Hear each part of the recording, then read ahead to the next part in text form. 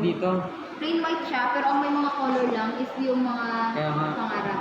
Okay yun, di ba? Kasi i-balance natin yung Lagyan kaya natin ng konting ano. anong konti. Ang ano naman kung pure white, tapos yung ano mo dito mo. Dito, Pwede ding kulay. pwede ding isa-save natin sa ombre effect na to. Oo. Like, ganyan din. Pero yung gawin mo, wag yung ano, di ba yan? Huwag i-color pink din yung Hindi. Wag mo i-diretso na ano talaga. Dahil ano siya, yung hati talagang kulay. Gawin mo pag ano no. Alam mo yung paalon. Ayaw, bakit yan? Lalo na ito kasi Hindi ba maganda yan? Hindi, kasi ganyan siya oh. Pag nag-stop ka kasi ng pag nag-stop ka ganyan siya. Oo. O di ba ang pangit? Ang pangit ng ano niya. Kasi pag maganyan-ganyan ka pa, pag magaganyan ako tayo, mahirapan ako tayo. Mahirapan ako tayo. Bakit? Okay lang ba yun sa inyo? Sige. Sige lang. Sa taas, anong kulay? Pangit pag pure white din yan.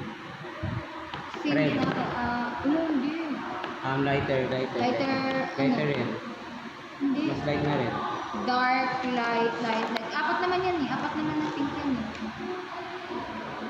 Value 125 sa taas, then 6, 19, then 147. Or, Tapos huwag 17. natin kunin to, magsi-17 lang tayo.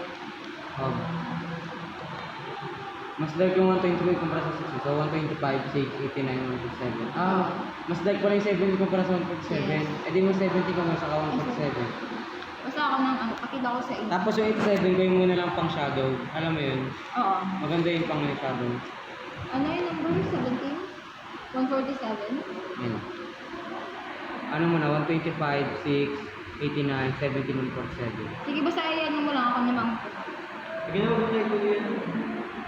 Hayaan mo siya, te. Uy na siya eh.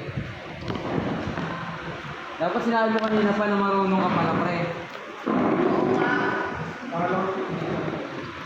Yung ano lang, logo lang.